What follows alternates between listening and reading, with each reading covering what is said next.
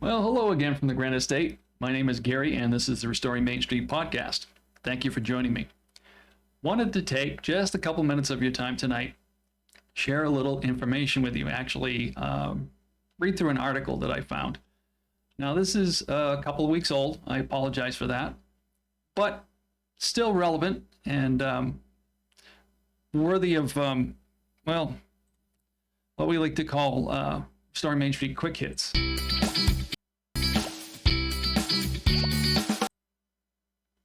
And there we go. Pull you in tight.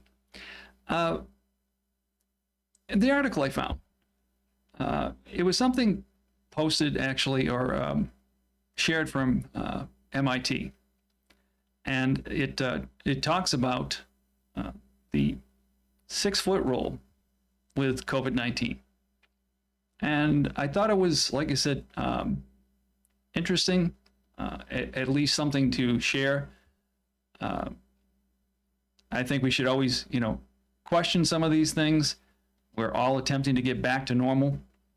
So what I'm going to do is I will pull up at least the front page of that article. And I found this, like I said, on Newsmax, but it's posted several other places. Newsmax, if you're not a Newsmax person, don't have to go there, but you can look this up online, and you, like everything else, you will find a rebuttal to this. But we're talking about a couple individuals from MIT, so I think it's at least worth sharing.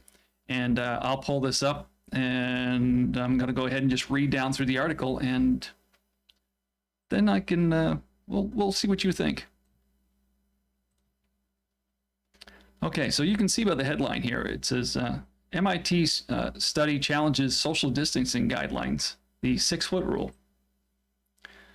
And what the article basically states, I'll start off here. It's a new study published by researchers at the Massachusetts Institute of Technology says you're no safer from COVID-19 indoors at 6 feet or 60 feet, challenging the social distancing policy. The study, led by Martin Z.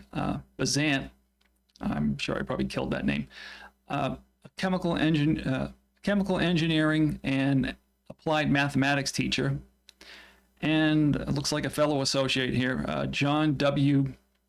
M. Bush, a professor of applied mathematics, argued that it's really isn't much of a benefit to the 6-foot rule, especially when people are wearing masks, says Bazant, and he basically quoted this to CNBC.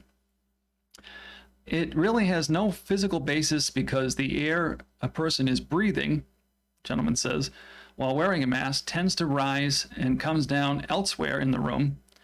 So you're more exposed to the average background than you are to a person at distance, he added. Study points out that contrary to arguments by the Centers for Disease Control and Prevention and the World Health Organization, the amount of time you spend with an affected person indoors puts you at risk due to the air currents moving in the background. And the researchers say opening windows, installing fans is just as good as spending large amounts of money on expensive air filters. So there's a way to save a couple of bucks. Researchers also said indoor occupancy caps were also flawed, saying that 20 people gathered together for a minute inside would be fine. What our analysis continues to show is that many spaces that have been shut down, in fact, do not need to be, Bazant told CNBC.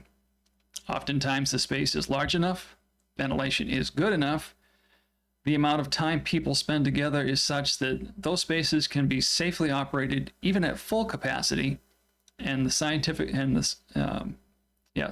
support for reducing capacity in those spaces is really not very good. So, and he goes on to say, this emphasis on distance has really been misplaced from the beginning. The CDC or WHO have never really provided justification for it. They've just said this is what we must do. And the only justification this gentleman says that I'm aware of is based on studies of coughing and sneezing. And they're talking about larger particles, falling and dropping in different places like that.